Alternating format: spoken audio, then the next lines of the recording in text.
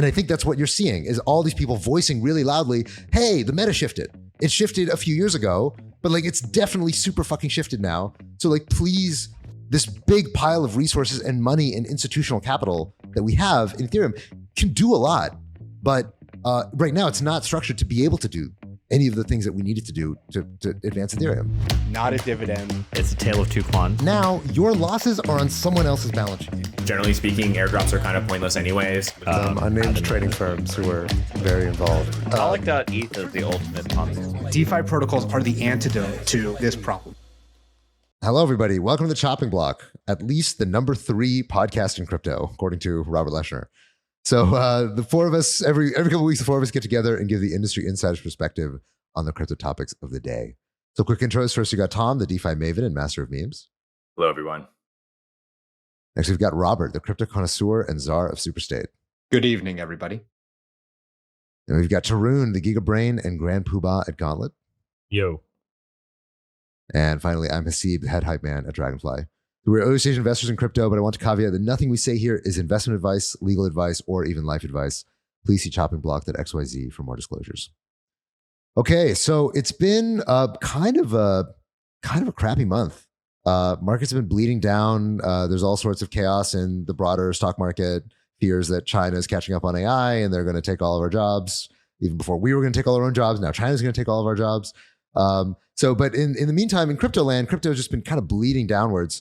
And we've been talking a lot about meme coins, about Trump, about Melania, and of course, what's been happening with regulation. But there's been another big drama playing out in a corner of the crypto world that we used to spend a lot more time on, which is Ethereum land. So at the same time that Solana was hitting all-time highs and having this crazy, just orgiastic experience with the launch of the 2 biggest meme coins in history, the EF, the Ethereum Foundation, which is the organization that originally launched alongside Ethereum and stewards a lot of capital to support the Ethereum ecosystem, the Ethereum Foundation has been broken out into a bit of a civil war.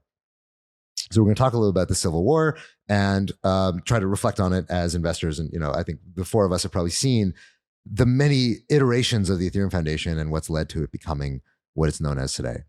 So the typical thing that people describe the Ethereum Foundation as is that it's very, very slow moving. It's very research oriented. It's very kumbaya. It's like quasi-socialist. They focus very much on giving a lot of grants and supporting community efforts. And DevCon, which is the main Ethereum conference, they always find some emerging city that doesn't really have a super strong local ecosystem to host it. So it's very much focused on trying to raise the floor within Ethereum. I think that's kind of the vibe. It's not so much oriented the way that, say, the Solana Foundation is on just increasing adoption, increasing price, increasing, all the important metrics, increasing TVL, supporting DeFi. The Ethereum Foundation doesn't really focus on that quite so much. And this lack of focus on the adoption of Ethereum has really started to grate a lot of people who have held Ether and have seen the Ether price gradually bleed downwards, even as even as both Bitcoin and Solana have been hitting all-time highs in both price and in market cap. So I think one of the many triggers for this was an article of the current Ethereum Foundation director, whose name is Aya Miyaguchi. And she was quoted in an article in Wired saying that it was important in part of the philosophy of the Ethereum Foundation to say no to the culture of competing and winning. Now, according to Vitalik, this was a little bit of a mistranslation because this was in Japanese.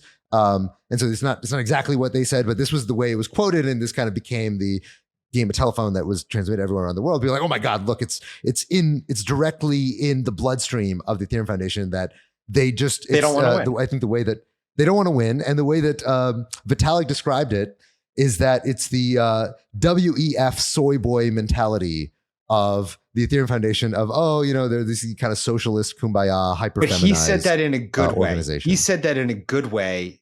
Yeah. So let me get to that. They would not evolve past the WEF soy boy version of themselves towards the based and red pill. The Bronze Age mentality. The Bronze Age mentality. That's right. So this became a bit of a meme. So Vitalik coming out in defense of the entire internet and everybody with their Ethereum bags down bad, came out with pitchforks to come after Aya Miyaguchi and say, like, look, this is the reason why Ethereum has been failing is because of this feminized leadership, blah, blah, blah. And Vitalik is like, look, we hear you that things need to change. We're going to try to take a more muscular effort, and maybe we will decide to change the leadership at the Ethereum Foundation. But as Robert said, we are not going to move away from this, WEF soy boy mentality towards this Bronze Age thing of just token go up or I feel like you should explain what that means to our audience, Haseeb. I don't know that I can. I think actually Nick Carter explained it most elegantly, where he said, look, I think what we ultimately need for Vitalik here to get the Ethereum Foundation back on track is to get Vitalik to start working out, take a tasteful amount of gear, and basically start doing a personal male transformation akin to Mark Zuckerberg. Like, get him to start wearing chains, get him to start doing his hair. And if he does that, he thinks that the Ethereum price will hit all-time highs. So now, look, there's a little bit of, I think this Bronze Age mentality, as Vitalik put it, is right now particularly beloved in crypto. This is a big transformation from what it felt like in 2017. In 2017, in a way, I felt like Bitcoin was that Bronze Age mentality, and Ethereum was the WEF soy boy socialist, like developer focused. The unicorns and the rainbows was actually at that time very subversive. That was very different. It was very like they were countercultural at that time. Now it feels like the Bronze Age, hyper masculine stuff is actually the counterculture, and Ethereum has somehow found its way to becoming the rainbows and the unicorns are the mainstream culture. That now this new generation of blockchains that are more almost masculinized. I kind of cringe at even describing them that way. Wait. At the end of this episode, can we assign genders to different blockchains just to see if we're all aligned on this? No, we cannot. No, we cannot. Yeah, the answer is no. Why would we absolutely cannot do that. Well, we've clearly in this conversation indicated that Ethereum is a feminine blockchain and Bitcoin is a masculine blockchain. Like, I think he was just using Vitalik's word, but I feel like we're going to go down a rabbit hole of getting canceled. Yeah. To be clear, I do not want to deal with the in the name of self-preservation, doing a labeling exercise. Yeah. Okay, so in the name of DEI programs ending, we can. Yeah, that's right. Look, DEI programs are over. We don't have to bring them back. I feel like we're gonna do more harm than good. Okay, so two more pieces that I want to mention here before we get reactions. So in response to this whole drama about the Ethereum Foundation and maybe a passing of the guard, there was a rumor that a second foundation dropped. Now, this is kind of crazy. How do you have a second foundation, right? A second foundation would mean that there's a big pile of ether. The foundation owns a huge amount of ether. It's been also slowly selling that ether, which also got a lot of people upset. Because, it's like, oh, how could the foundation be selling when the price is down? So the second foundation supposedly was being started by Constantine, the founder of Lido, and P2P.org. Now, it turns out this was fake news. It was not true. But Ether started pumping, and there was all this excitement about, oh my God, there's a second foundation. The community is kind of turning everything around. This is going to be crazy. Since then, although the second foundation story is not true, this is a meme that somebody pointed out, it created this energy, this drive for a lot of people to start critiquing the foundation and describe how they might do it differently. So Justin Sun came out with a plan that was, brilliant. I love Justin Sun-esque plan. Michael Igorov, you had some criticism from the Paradigm team. A lot of people suddenly weighing in on how Ethereum and the Ethereum Foundation ought to be governed. And this all culminated in this idea that Danny Ryan, a very well-respected researcher who is one of the people at the forefront of the proof of stake transition, Danny Ryan was encouraged to become the main director of the Ethereum Foundation. And there was actually an on-chain vote, kind of a soft vote, didn't mean anything, but kind of akin to the DAO fork. There was a place where you could signal your Ether to vote in favor of Danny Ryan becoming the executive director of the Ethereum Foundation. And he right now has, I think, about $160 million of Ether that's voted in favor of Danny Ryan becoming. Now, this is not a real vote. This is just kind of some people doing some stuff on chain. And Vitalik himself came out saying, look, l'état c'est moi. I am currently the one who's going to be deciding who's going to be the executive director of the Ethereum Foundation. That's also where he made this comment about, look, we're not going to become Bronze Age blockchain, but look, we hear you and stuff's going to happen. Chaos right now in Ethereum land and a real lack of a sense of direction about what's going to happen with the foundation. How do you guys reflect on this? Where do you think it's going? And give us your I told you so's, because that's apparently what we're all here for. Well, to add a couple more facts that I think you missed. One is in the midst of all this, towards the end, Vitalik changed his profile picture and adopted a new crypto Twitter personality and mannerism of speech for himself. Tom, do you have more details on that? As the expert in this domain? Yeah, I believe they're called as our Milady's. NFT correspondent. I believe they're called, speaking of which, got my Milady coaster right here. Amazing. Yeah, it's funny. I don't know how that happened. And then he started ending every tweet in Milady, even though I don't think the tweet's really Milady coded. Can you explain what is Milady for the audience that is not familiar with this subculture? In fact, my XRP loving friend in Brooklyn sent me 5 messages today being like, what the fuck is a Milady? And I was like, my best investment in 2022. And he's like, what the fuck is a Milady? And I sent him the NFT Vitalik collection. is a Milady. And then he said, Vitalik is a Milady. Yeah, so I'm happy you're doing this description. There you go. So I don't have to do it. Yeah, it's a 10K PFP collection with a neo-chibi aesthetic. And they're really this kind of deep state of the internet is kind of how I would describe it. The power is wide, but the power is also unknown. And really just like to hang out and have fun with their friends on the internet. And I don't think there's anything wrong with that. I really respect it. And I love what they stand for. What is this description? It's, I think, pretty factual. You can go on the website and check it out. You can go to Milady Chan message board. You can go on Milady Craft. It's a Minecraft version of Milady, or it's a Milady version of Minecraft.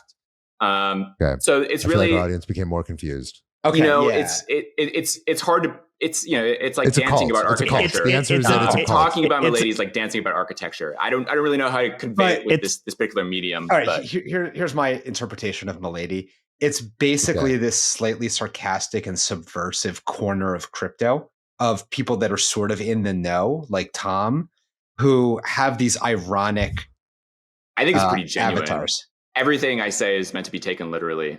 I think okay, here's how I would describe it. It is like intentionally very ugly edgelord NFT collection. Edgelord, yes. They're not ugly. Yes, very edgelord. Beautiful. They're very edgelordy. Yes. Neo-chibi aesthetic, Haseeb. Neo-chibi aesthetic is the way. Yeah, exactly. Just like that's what I mean. It's like edgelord. It's edgelord. Can you give us the coaster again, just for anybody who's tuning into the video? There you go. Yeah, that is what a Milady looks like. Right. So Vitalik, I got my Remelia Deep State hat too. I got all the Milady merch. Yeah, Tom's bought in. He's like super. I got these. Tom's part of the cult. Yeah, he's all Milady all the time. Wow. He's getting censored. Tom is being censored. Yeah, exactly. Tom is being censored. The deep state cut off his camera access. Dude, my fucking Opal just crashed. Hey, don't curse. Don't curse. Hey. Sorry. This is what Milady does to people. Yeah. It's true. It's wrong. It's true. Dude. Okay, well, Vitalik your descent begins. The first sign is you get a Milady, and then slowly you start descending into madness. Right. Well, Vitalik became a Milady, and he changed his profile picture to a Milady. And one of the mannerisms that this community uses is they end their tweets with just the phrase "Milady."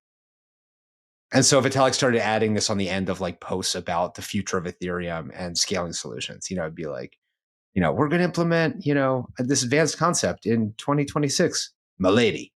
That is true. That was kind of his thing, even though, I don't really know if he fully embraced the Milady mindset and the Milady culture. Tom, is Vitalik not accepted into the Milady inner circle? No, he's absolutely accepted. I'm more, I worry that maybe, the community has not accepted him. Or he's not accepted the community. That's more what I'm worried about. Charlotte and Vitalik had some interesting tweet threads with one another. That's what I would say to anyone who wants to go. Okay, well, the other thing I know about Milady is that they have the best raves. I've never been to one, but that's what I've been told on very good authority that every good rave in crypto is run by a good authority that's in this video on this, right? Podcast may not be allegedly on this. Their name might be Tom. Okay. I don't know anything about that.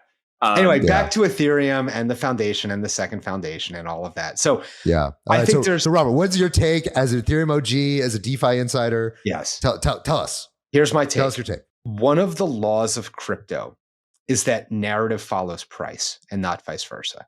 And the reality is that, you said this at the beginning, Ethereum has been bleeding out relative to Bitcoin, relative to Solana.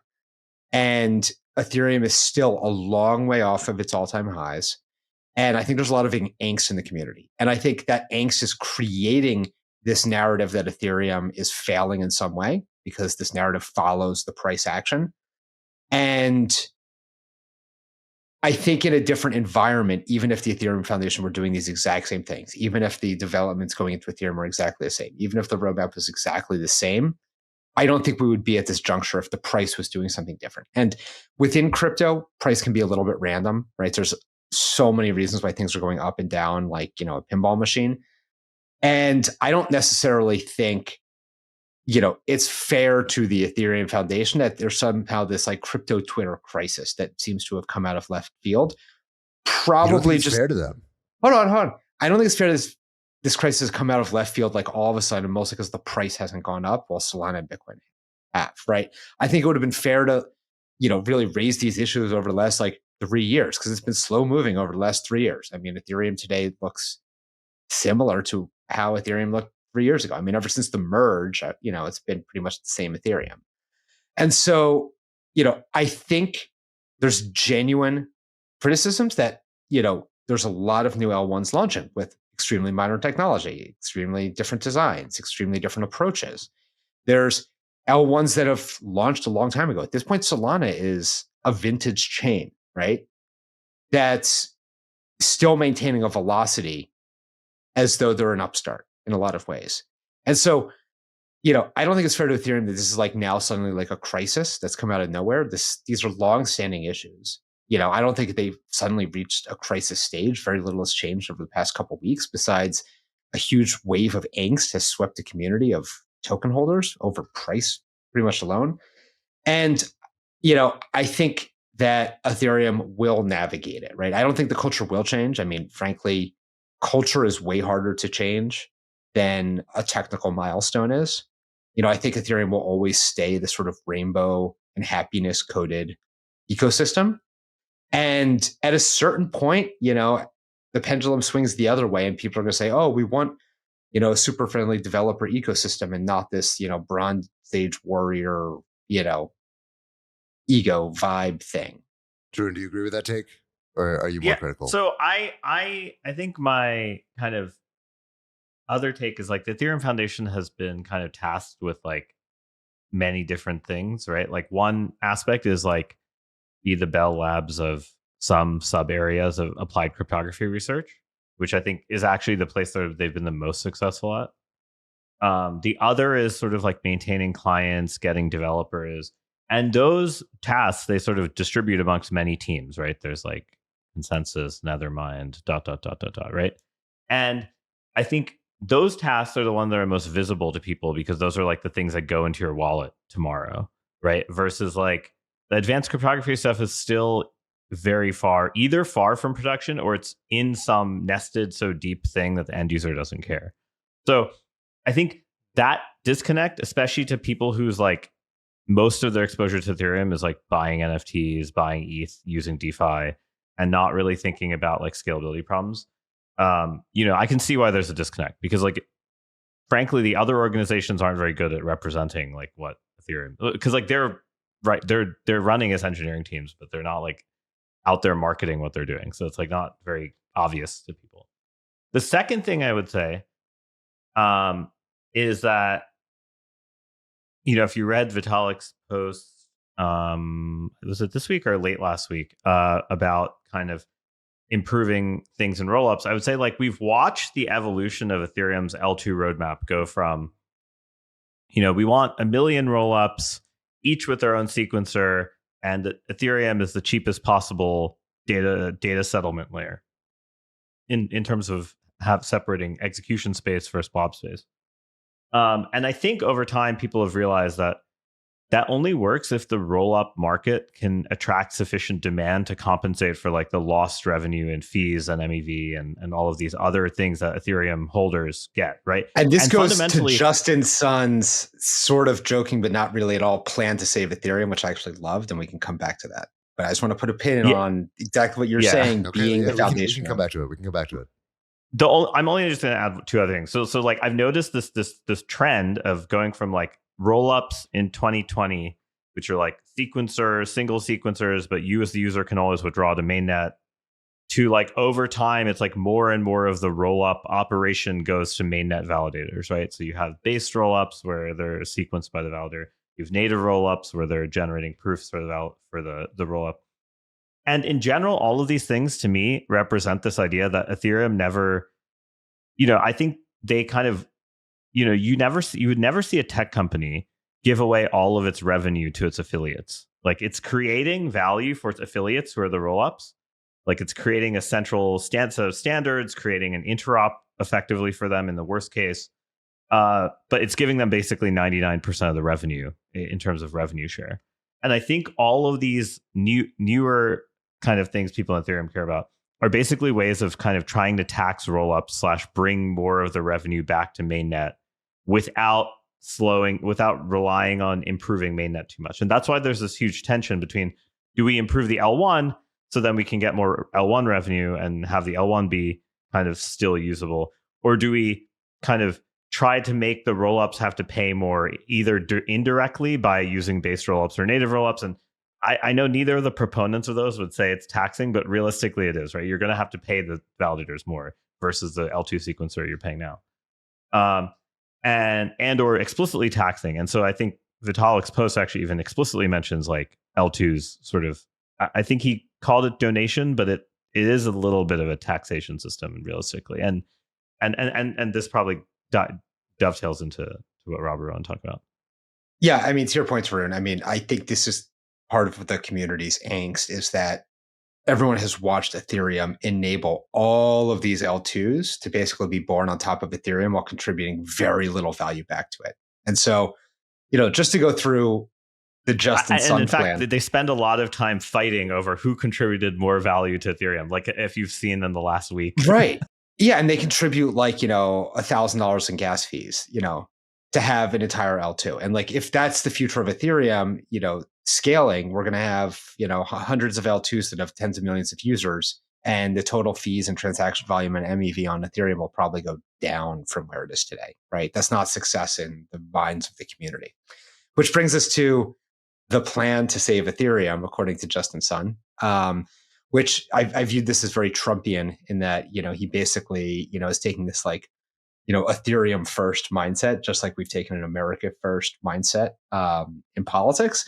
His plan is basically like, a couple things, but the most interesting and important one was heavily taxed layer 2 solutions, basically tariffs on L2, and charge them for how much value they're getting from Ethereum. And his view is, well, we tariff them $5 billion, and they'll pay it to Ethereum. And, imagine. He didn't have a specific proposal though, right? This was all he said, vague of like, oh, we'll figure out how to do it.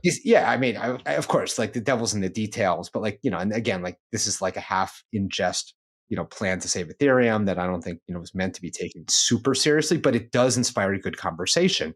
And the plan is tax L2s to the tune of $5 billion. That $5 billion is used to buy and burn Ether and add to the deflation of the underlying asset. And honestly, it's interesting. And honestly, I think it's directionally completely correct.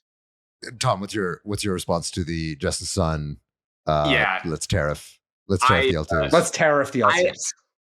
I actually I don't think any of the kind of discussion, even beyond Ethereum, but for other tokens around like buybacks or revenue, like that's just, I don't think what the market is using to price these assets. Like, is Solana being priced on some sort of like PE ratio? Like, no, people buy Sol because they are optimistic about the future of Sol. Maybe they want to use Sol. Maybe it's a little bit mimetic. And so I on the one hand, I hear you that, hey, like, the kind of revenue story for Ethereum doesn't look great if the future is all these L2s that are paying basically nothing. But I'm like, I don't think that's actually the issue. I think the issue is they basically outsourced their go-to-market to a bunch of third parties who have end relationships with users. And the result is you get this really fragmented narrative, this really fragmented brand. And that's actually kind of the issue. Like Solana's like, Mac and, Ethereum is like Linux, where, maybe, Ethereum can serve more different use cases. And in practice, it's creating more utility and it's serving more users. But like, hey, if you're, talking to your parents and you ask them what computer or should I get? You're probably telling them to get a Mac. Like, don't go and get what's that? Like a new desktop and build it yourself and install Gentoo. And okay, actually, well, Gentoo is like built with the Linux kernels. They're actually using Linux when you're using it. And it's like what the fuck are you talking about? Like, this is a very, very small percentage of the population that understands what's going on. And so I don't think it's a revenue story. I think it's like a brand memetics, just sort of like complete brand package story. I also had a very strange, I think, how much ownership people feel like they should have over the ETH. Like, this isn't a DAO. You don't have a legal or programmatic entitlement to these funds. Like, this is a separate entity, and yet people are like telling it how to spend its money. It's not like someone is looting the DAO and spending it and misappropriating funds. It's like, no, this is like a private organization. And granted, I agree they need a lot of reform, but it's like everyone on Twitter feels like, oh, it's their money and they should be able to direct how it's being spent. And that was okay. So I will defend. Let me defend that. Let me defend that, because the EF, I don't know actually what their charter is, but for most of these foundations, the charter is to advance the interests of the Ethereum blockchain or Solana blockchain or whatever. On some level, like, obviously they have their own interpretation of what that means, but I think it does matter what coin holders think it means, or what the Ethereum community thinks it means to be advancing the interests of Ethereum. So to the extent that it is a nonprofit with that particular charter, again, I don't know what their charter is. Their charter might be do whatever Vitalik wants. But if their charter is to advance the interests of Ethereum, then it's important for people who represent how Ethereum has changed since the inception of the EF to today. I think that's the most obvious thing in my mind, is that we learned so much about how blockchains work over the last 7 years, right? Like, when the EF was originally, to Tarun's point, being the sort of the NSF of crypto, where it was funding all these cryptographers and all these new experiments, and getting people like, oh, we'll get people in Argentina or people in Iran or whatever to start using mobile wallets, and we'll see what happens. This was a good use of funds at that time. It was the right structure and the right way for them to think about what a foundation ought to be doing to advance the interests of Ethereum and of crypto. Because at that time, Ethereum was crypto. It really was basically everything that was not Bitcoin was Ethereum, right? Basically to a rounding error, if you're talking about smart contracts. Today, that's not true. Today, actually, where is most of the end user adoption of crypto coming? The answer is Solana and Tron, right? That's like, and then Base, basically, like, those three are where most human beings are actually interacting with crypto. And, or obviously through sexes, right? Sexes are obviously by far the number one over those two, or, those three.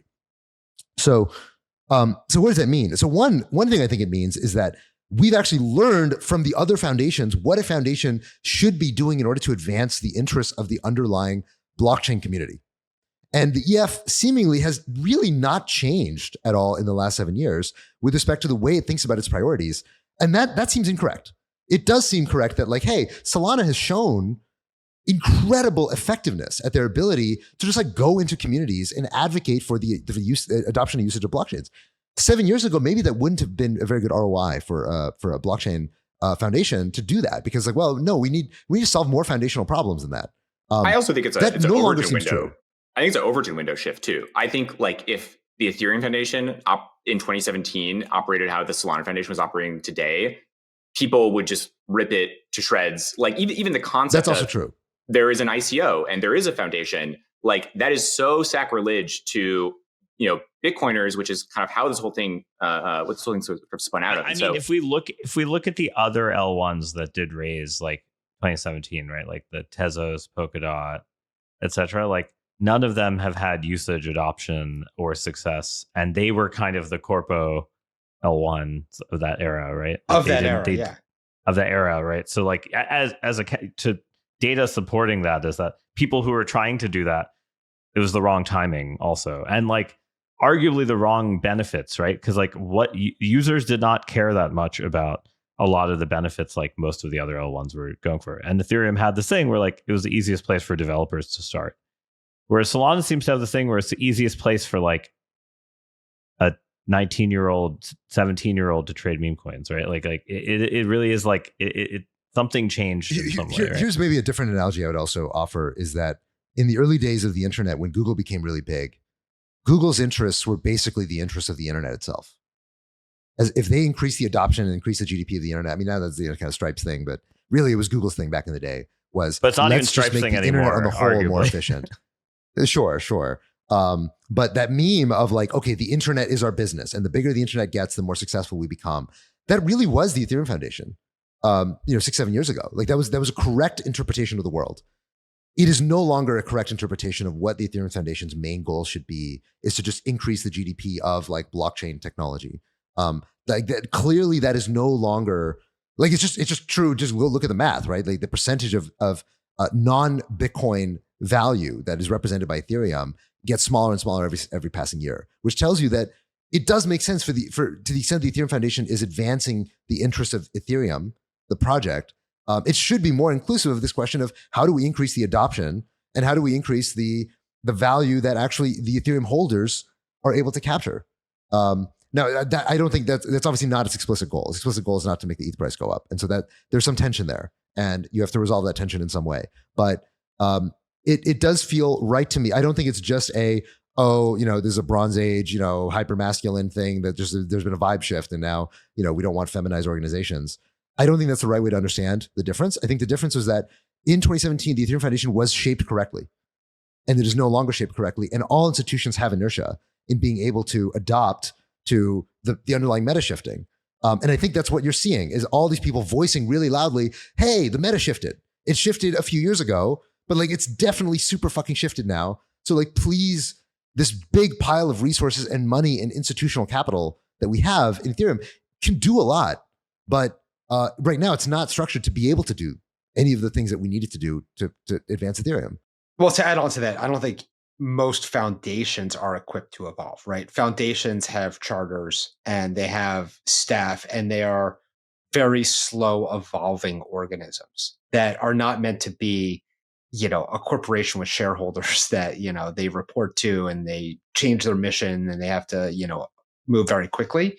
Foundations are meant to be long lasting, long chartered, long gold. And maybe it's just that, we're starting to see the cracks of the fit between foundations and development in general. The Linux analogy is really kind of the most fitting, right? Because like Linux was the Linux Foundation, for instance, unopinionated foundation that's like, use a Linux kernel anywhere.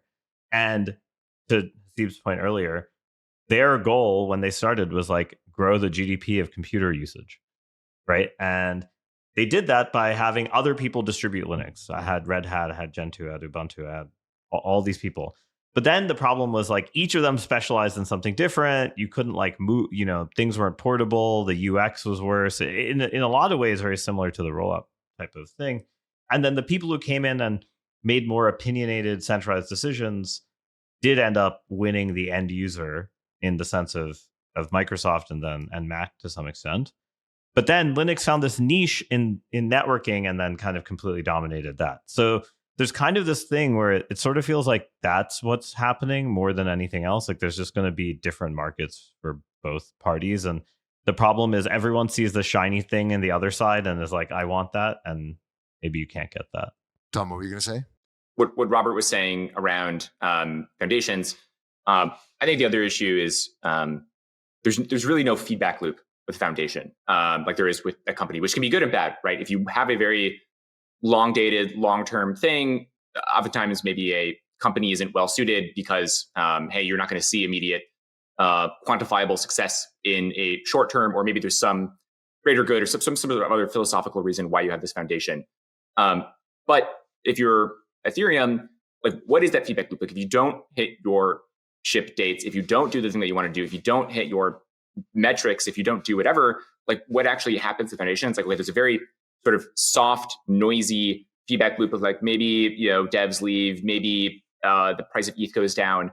I don't think it's specific to the Ethereum Foundation, but maybe the answer to Robert's point is like a foundation mindset or foundation model is like actually maybe not what you want right now, which was again I think kind of a little bit of the consensus vision way back in the day, and it's like maybe that was also sort of a mistime. Yeah, I think on some level, the fact that there is this civil war and there's all this public pressure now on the Ethereum Foundation, it is the feedback loop that you need because, to your point, there is no there are no shareholders who can actually directly intervene into what's going on with the foundation, and so you need this kind of external social pressure, right? Because no matter who you are, even if you work for a nonprofit, your wages are relatively secure. everybody is terrified of being yelled at. Like, Totally. It kind of doesn't matter. The internet's a scary place. It's the most powerful thing in the world. Yeah. It's just people on the internet are mad. And they're so mad that Vitalik is now being dragged into it. They're so mad that Vitalik is now a Milady. Yeah, exactly. Like, so now I want to come back to this thing, the Justin Sun proposal that you were referring to, Robert. There obviously been a number of different proposals of what the Ethereum Foundation should do differently. I think almost all of them tip their hat in some way to like, hey, Solana is probably doing this the right way, and they're in some way of like, okay, how do you get Ethereum to be more focused on adoption and more focused on driving fundamental value to the blockchain itself. I think there was also the announcement of this organization called Etherealize, which is quote unquote a new marketing arm for Ethereum to institutions, which I think is a great idea. And I think this idea that Ethereum maybe should become like less consumer focused and more institution focused in terms of like their direct go to market and direct marketing probably also makes sense, because that does feel like the place where they have a comparative advantage, because just it's more mature, it's older. It's like, hey, Solana goes down, has meme coins competing for you with attention and block space and whatever stake weighted QoS and all this stuff. Whereas Ethereum is relatively stable. We've been around for so long. All the other institutional quality assets and RWA stuff is listed here, and you don't need meme coin level throughput to trade these very big pools of capital. The overall thing though, the idea that like, okay, Ethereum should adopt this Ethereum first kind of MAGA perspective and start tariffing the L2s. To me, this is like obviously a pipe dream. This is totally wrong, right? Like the idea that you're going to jack up fees, like already so many of the L2s are like, hey, let's find external DA because the blobs might just be getting too expensive. And there's been no backlash. There's been no accusing them of being turncoats. There's been no public pressure. Nobody cares at all where L2s are putting their DA.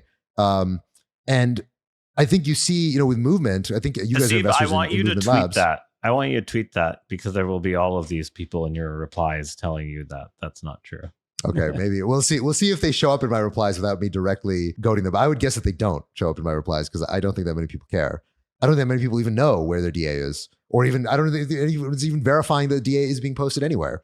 I bet there's one so, script out there that's doing it, altruistically, but that's about it. All right, I'm excited for you to tweet this. Let's see what happens. Okay, all right, we'll see. Like, I mean, one of the things that I wrote in my 2025 predictions was that the distinction between L1s and L2s is going to erode even further than it already has, and that most people don't know the difference between what's an L1 and L2, and I don't know that they ever really cared. I think it was a little bit of Ethereum. It was a little bit of Ethereum philosophy that people were kind of accepting unthinkingly that they were supposed to care.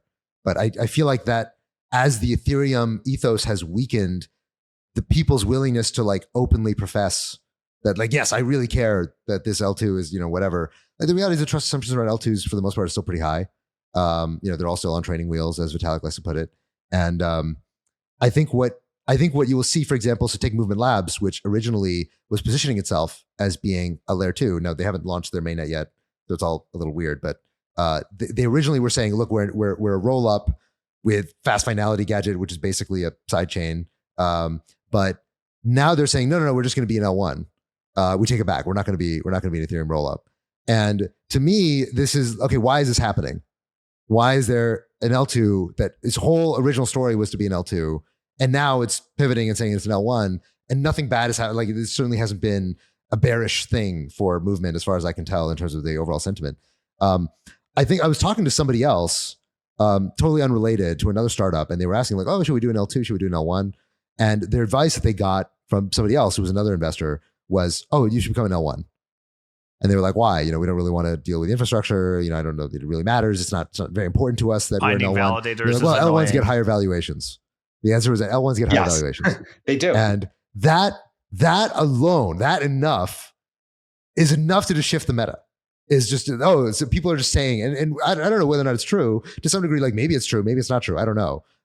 Movement in some sense is the only real randomized controlled trial, not randomized controlled trial, but the only real like sort of difference experiment you can run and say, okay, we announced that we're an L2, we announced that we're an L1. What did that do to our valuation? Cello is the only one I know of that went in the other direction. They were an L1 and they announced that they were an L2. But that was a different time, right? Now is kind of the peak L2 Ethereum malaise. And it seems like maybe, I don't know, you guys tell me, but it seems like movement saying that, okay, we're going to be an L1 now seemed broadly positive and or nobody cared, which to me mostly is like, okay, that's a bad sign for where the L2 meta is going. So I think unless you have either one, you have some type of broader ecosystem effects from being an L2. Like, for example, you're part of the super chain and that gives you these additional benefits, or you're part of the the ZK stack or the Polygon ag layer. So okay, you've got some of these other benefits from the liquidity mode or the connectivity or whatever interoperability. But just being a vanilla L2, just hanging out there like the way that movement is, or one of these Solana or SVM L2s that are living on Ethereum. I think we're kind of past the point that these things are net positive for your marketing or market share. I mean, just to go back to your question about the differences between L2s and L1s, I mean, from the user perspective, there is no difference in my mind. L2s will become L1s at some point if they're super successful, right? But then what that implies that this idea that you can tax the L2s is wrong. No, it's not wrong. No, they're gonna pull a movement, or they're gonna eventually uproot anyway, but it's incredibly hard. It's incredibly slow. Like, to actually, I think, evolve is not easy. And I think the inevitable state is that they eventually detach once they're successful anyway. Because you think it's inevitable that all L2s do that? You think Base will eventually do that? Probably. Give it like 10 years to, I think Base is... I think the nation state analogy is actually worth bringing up here, which is like, if there was really good interop. If there was really good interop that was provided somehow by the L1, right? Like, then that's like your interstate commerce, clause in the Constitution, because basically it means like, hey, you're getting some value for your taxes. But if you're just getting taxed for the blob space, and the blob space is getting commoditized, and your users are also not even knowing what front end they're using, then yeah, you probably can't tax. But I think there is sort of this weird thing where like some of the rollups do really get monetary premium from being like very Ethereum focused, and I maybe Base and OP I put in that camp for sure, and Arbitrum too, I think. And I think for those rollups, they don't really have a choice. So they're in the union, they joined the US, and some of the rollups are subsidizing some of the other ones. And that's just it. Okay. I like that analogy. Got it. So yeah. All right. So one of them is like Hawaii or Alaska. Kyle Samani, don't yell at me for making an analogy. No. We're going full analogy. We're going full analogy. I think colonialism is actually a very good analogy for L2s, is that you try to tax the shit out of out of Philippines or something, or one of these colonies, and they're just going to break away. Like, they're distant enough, they have a loose enough affiliation with you, and Ethereum is no war machine. How can you keep somebody as an L2? I mean, look, we're jacking up your tariffs. We're taking 50% of your MEV. Remember when you wrote that blog post? How can you possibly enforce that? Remember when you wrote that blog post in 2020 or 2021 that was like blockchains or nation states or cities? Yeah. Yeah. I think you should write this colonialism one, because this is a good colonialism. Okay. Yeah. All right. It's a good follow up. I liked Hayden's tweet that ETH should just buy out some of the L2s and DeFi's and DeFi protocols and nationalize it. I did not see this. And nationalize That's a brilliant idea. I like this. I didn't see this tweet, so explain what this feels like the war. This feels like the wars, the colonial wars, though. Now again. Yeah, actually, this is there will be a revolutionary war if you start. No, I think this is like Hawaii. This is like Hawaii. This is like no. This is like Hawaii. This is like Greenland. Greenland. Could be Greenland. It's voluntary, right? Like they both agree. They're like, cool. We'll come into the Ethereum Union. Just buy us out. You know what? This is basically the plan for. This is the plan for Ethereum Canto. Yeah, basically. This is for hold on. This is not the L2. This is DeFi projects. Yeah, this is and buys out the top DeFi projects. And L2s. Okay, that feels very different. Buying out the DeFi projects is super different. And L2s. And L2s. But to be clear, I think these are so different from each other. One of them is nationalizing businesses, right? This is like, okay, we're going to run the railroads now. Like, that's a terrible idea. Do not do that. That's absolutely horrendous. But being like, we are going to go and negotiate and purchase new territory, that's dope. That's like manifest destiny of like Ethereum is going to, cover wall to wall. All of the EVM real estate that anybody could possibly want is going to be all brought under Ethereum. I would Ethereum love nation to see state. And ETH is going to be locked in forever. Unfortunately, we recorded this podcast today. Otherwise, I would have gone to this event where I would have seen Hayden and Vitalik debate something, which I could have made be this. Damn.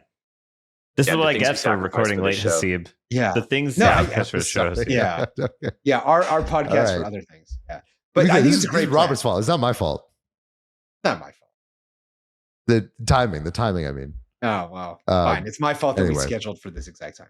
Anyway, I think this Hayden tweet is awesome, simply because I like the idea of all radical experimentation for Ethereum. Yeah, I mean, look, unfortunately, the reality is none of these things will happen. Of course not. Of course not. Ethereum Foundation is incredibly risk averse, and they're living in basically the world of a decade ago. Like the Ethereum Foundation was literally created in 2014, 2015? So, yeah. So look, I think last go around real quick to cap this thing off. What do you expect to happen? Let's just get okay. We've talked about all these amazing things that could happen, what maybe ought to happen. There's always a question of what will happen when it comes to Ethereum, which is usually much more modest. We'll just go around real quick. Robert, what do you think happens? I think Ethereum is more of the same for now. Honestly, I don't think there's a genuine plan. I think there might be very light leadership change, but like whether or not, Danny Ryan comes in or whether, Ayaz stays there or whether or not Vitalik takes a more active role as, leader at the EF. I think in general, what's going to happen from a how does Ethereum evolve perspective, how quickly does it move? I don't think there's going to be that much of a difference, frankly. I think Ethereum is relatively stuck in its ways. It is like a cruise ship that's trying to very lightly turn, maybe, depending on public feedback. And I think, one of the nice things about Ethereum is that, it is battle tested and it is resilient. It doesn't have to move as quick. I personally believe that most of Bitcoin's value ship, comes I from always think of the COVID ships. Yeah. But like, I think of Bitcoin's value as, for the most part, it's ossification. And like, yes, there's still like things coming that could like evolve it a little bit, like OPCAT or whatever. But it's like, it's a pretty much hardened system that works. And Ethereum is kind of that for EVM. And that's a good thing too. And I think the narrative will also change. I think price is relatively random. And at a certain point, when there's slight outperformance of Ethereum's price, people are going to say, everything's fine, actually, like, maybe this is the right strategy after all. And I think there's a randomness to this that we're discounting. All right. Tom, what do you think happens from here? Yeah, I think you said what was on my mind, which is I think culturally, it is extremely risk averse. Like I actually think what has happened more than anything in the past few years is like actually like not a ton has been shipped. I think the merge was basically the big thing. And other than that, really, if anything, like the scope continues to get cut. And things that people wanted to add or wanted to ship actually get cut or pushed out, or like, someone else is going to solve that, or we're going to have third-party teams do that for sometimes technical reasons, sometimes philosophical reasons. And so really it's a question of culturally, can that shift? Do they want to shift to a culture of let's try things and see if they work, and let's ship things and take a little bit of risk? Frankly, I think a lot of this does come from Vitalik, independent of who's at the head of the EF. Like if you look at a lot of what he's focused on, it's I think technical, philosophical, academic approaches to solving these sort of core blockchain issues instead of like what is a product that people want to use, or how do we make this extremely easy for developers? It's like, how do I play the 1,000-year game? And if you're playing the 1,000-year game, actually, your goal is to survive. It's not to try to like maximize market share. So unless that changes, I also agree. I think the course is going to be, more of the same.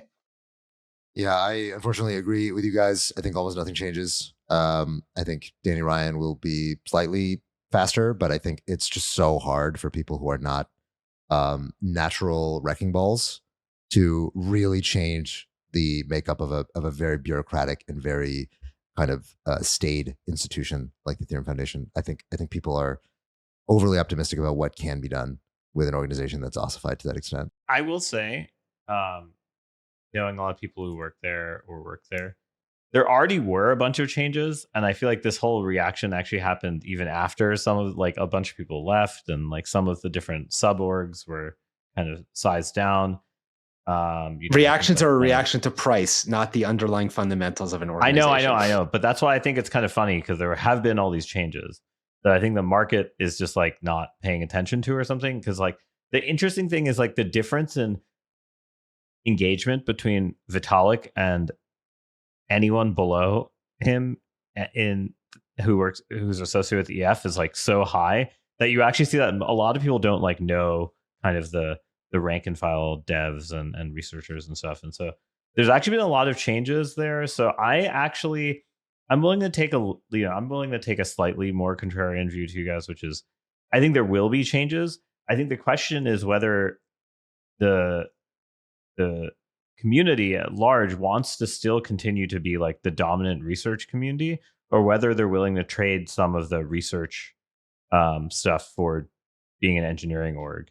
And I kind of just don't feel like that trade-off is very easy to do, but like it's possible that ends up being more important. You're already kind of seeing all the side orgs like Paradigm, Consensus, etc., all trying to push that switch. And so I would actually argue that the organizations on the side may actually be the ones that have more control over this transition over time. There's going to be a CTO. That's what you're saying. I mean, that would be awesome. I'm saying that there's going to be something closer to a CTO. I'm not going to go all the way to CTO. Tarun predicts you're the most CTO. Optimistic about things changing. Yeah. I think because things have changed internally, like I think they like sized down a lot of the advanced crypto. They've sized down a lot of the claim. Like what do you think it looks like in the difference between your perception and our perception of how the EF changes from here? Like give us an output, not an input. Yeah, I guess the output maybe is not necessarily the EF, but I think the output is that some of the other orgs become more like engineering and marketing orgs versus like pure engineering orgs, right? Like when you have one of the main Ethereum clients that has like 20 or 30% market share, basically unknown to all the people complaining, which is in like Nethermind, I just think you just sort of have this thing where like clearly no one even pays attention. Whereas I do think in Solana, an interesting thing, and maybe this is the Bronze Age, whatever thing that people are talking about, is that the developers themselves are very vocal and build their own following and stuff like that in public. And I kind of think Ethereum has always like relied on the researchers to be the public face, and the engineers are always in the back or kind of forgotten. And I think like I think that we're going to see that switch to look more like what we see elsewhere, it sounds incremental, but I actually think that will be a big change in like perception of like what's getting done versus not done. Because I do think it's being a little unfairly like you've done absolutely nothing, whatever.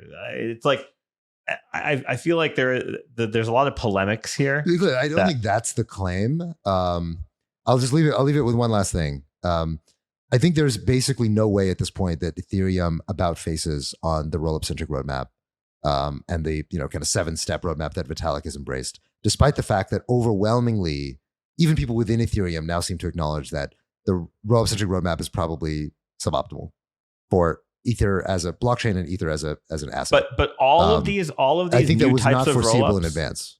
I think all of these new types of rollups, base, native, etc., all of them are marching in the direction of enshrinement of like some set of rollups. Which I think that is a prediction I'm willing to make. There might be an enshrined rollup in 10 years, 5 years. 5 years. 10 years. That's it. Yeah. Okay, I have the same 10-year predictions, they're going to. Yeah. I mean, look, even like the Beam chain, which was this thing that we were all excited about during DEF CON, feels like that is completely just left the window of attention. I mean, the reason I gave you that long time scale. But my point is like, I think if the engineering orgs on the side chose that as the mission, which they don't, I don't think they all agree with it. That's the other thing. Yeah. If they agreed on that as the direction, the timeline would be a lot faster. Sure. But here, let me make the point that I want to make, and then we can move on to one last topic. I think most people at this point acknowledge the Rollup centric roadmap was a mistake, and it was impossible to have known that. Like you could not have guessed how this was going to play out. Now we know. We have a lot more data. We have a lot more information. We have a lot richer mental model of what rollups and the relationship to the mother chain work as. In 2017, it made a lot of sense to say, look, Ethereum is not scaling. Let's create these like subsidiary, it's very much analogous to colonialism. They say, look, Great Britain is not scaling. It's too small. We need to expand horizontally by adding more countries and having this loose, and it's like, oh shit, this doesn't work. It's a bad idea. Cut off the colonies and become like a financial hub, right? And like that's basically what Great Britain did, and that's essentially what US did, and what all modern superpowers do is they eschew, distinct colonialism in favor of becoming this financial supercenter of a globalized world. How does Ethereum do that now? How does Ethereum say, look, we're not making money from the rollups? It doesn't actually accrue value back to Ethereum. What's the pivot? I don't think this has really been articulated within the Ethereum Foundation or within the Ethereum philosophy. And to me, this is where a lot of the problems with the EF come from, is that the core of the direction, it's not just like, oh, well, there's too many bureaucrats, or oh, you need to fire people, you need to do some reorgs, right? Like, I don't think that's the problem. I think on some level, the problem in a way like kind of stems from Vitalik himself, which is that he himself doesn't believe that the Ethereum, the rollup-centric roadmap is a mistake. They're still all in on the rollup-centric roadmap. It's just, oh, we have to do it better. We have to make them base rollups instead. We have to, whatever. There's all these marginal things that need to change. But to realize like, oh fuck, we're IBM, and our core bet is incorrect.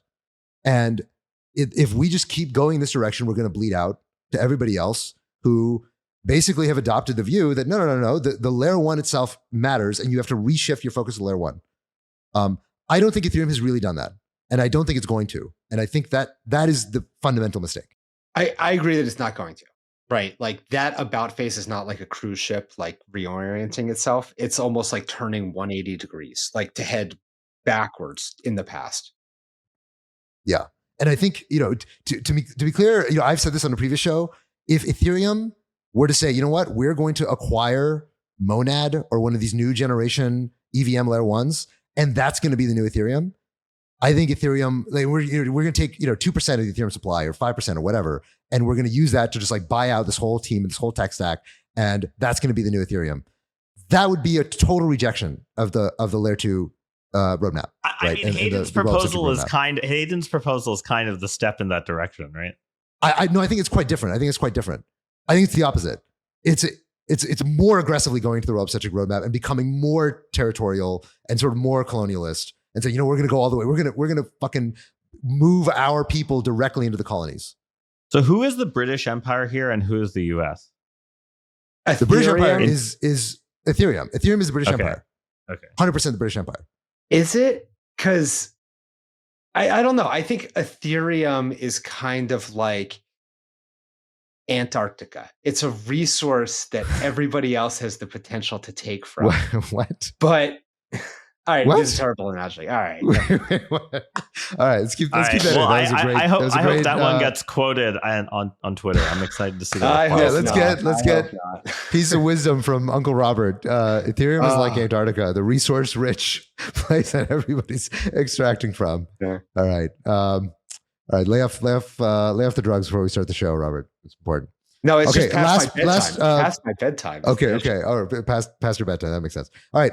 Speaking of past your bedtime, one last story. So our good friend of the pod, Gary Gensler, has lovingly moved on from the SEC. Obviously, he is no longer chairman of the SEC. He voluntarily stepped down before Paul Atkins was to, Paul Atkins is not getting confirmed yet, but as his next step, moving on from the SEC, he is now a professor at MIT, which was where he used to teach before at MIT. He is now back at MIT teaching a class on tech and AI in finance. And as his last FU to the crypto industry, some people created an AI-generated rap video that has gone viral on the internet as a kind of homage to Gensler in his last days. Tom, you want to play the clip? Yeah, this should be clear. This is not AI generated. This is 100% real. It's Milady generated. Yeah. Gary's on the beat, ho. Hey, Gary's on the beat, ho. We know why these criminals fired me, bro. Short down, market started screaming, oh geez, bro. Need you back, save us from this shit. Gary, please. No. Fuck them little crypto bros asking for hugs. Tried to laugh me out the SEC, they get rugs. First they wanted ETFs, pump funds, levered options. Now it's Trump's camps launching coins. Somebody stop them. Stop them. All right. All right, I think that's good. Bad enough. All right, beautiful. So I think the internet has been very excited to see Gary Gensler, entering the stalwart halls of MIT as a fully tenured professor. I don't know if he's tenured, but Tarun, what's your reaction to seeing Gensler back in the halls of MIT? I got to say that the title he has sounds like a fake title. It sounds like a almost adjunct title: FinTech AI at CSAIL with no spaces. Like it's either like someone who's like 70 who's like, how do I write like the kids on the internet? Or it was like, well, we have to give them a title, but there's none that we can think of. So we're just going to shove a bunch of buzzwords together and then add at the, CSAIL's the CS department there. But I thought it was kind of funny. Obviously, everyone I know who's an alumni is pissed off, but maybe that's obviously my subsample. But my subsample of alumni is generally trying to revolt. I think that's actually huge. I think like Gensler is pissed off so many young people.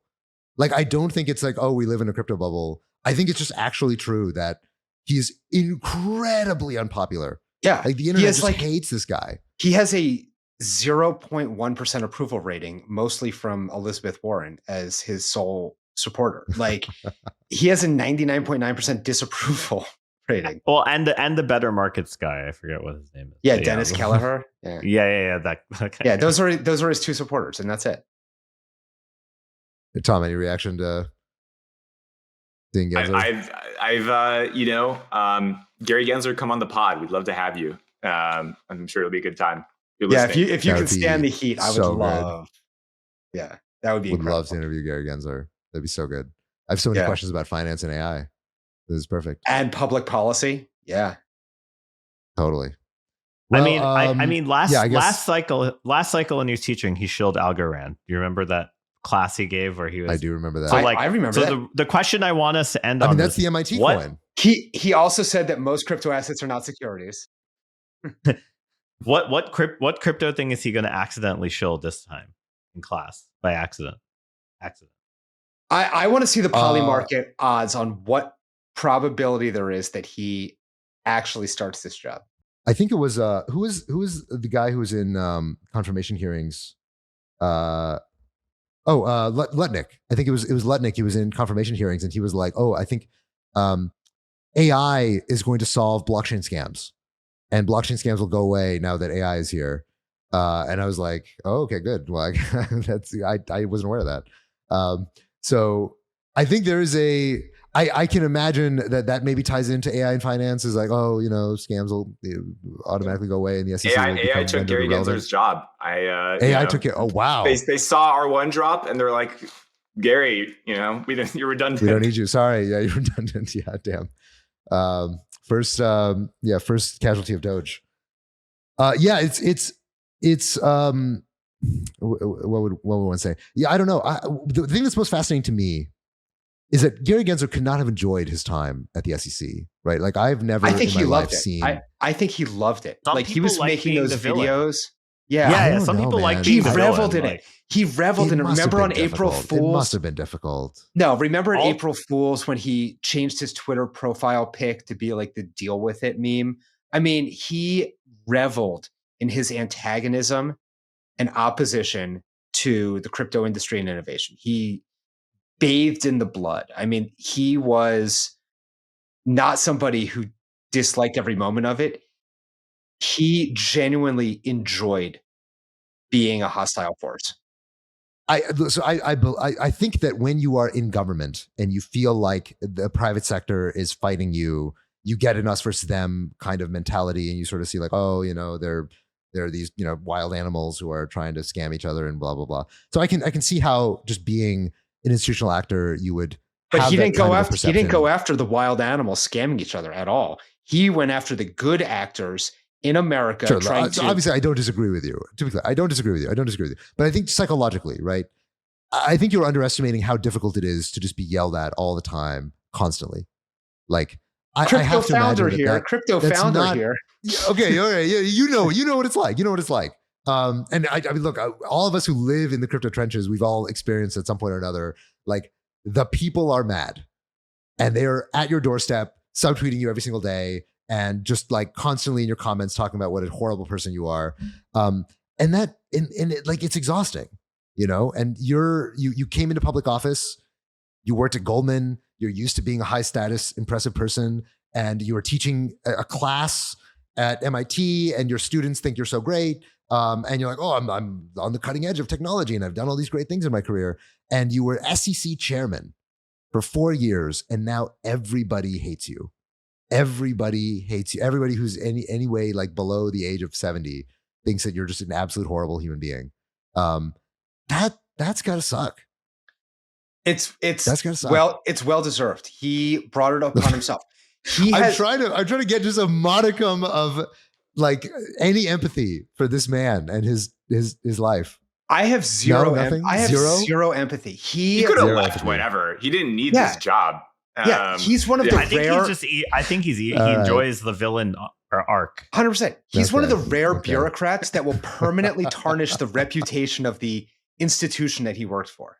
And I think people will work hard to rebuild the reputation. But I think Gary Gensler was a very bad SC chairman. I think he did a very bad job, but he's still a human being. Yeah, he's gonna have a glow up. He's gonna get chains. And he's gonna get jacked. Soy boy Haseeb hair plugs. Yeah. You just want to interview I'm ready for him. Bronze Age Gary Gensler. I'm ready for that. Oh, I'm ready for that. Let's have the show with interns. Could be I think his rap album drop is the first start of the reinvention, the glow up for Gary Gensler. I'm down. All right, I think on that, it's a good note to wrap. We're over time, so we'll end it there. Thanks, everybody.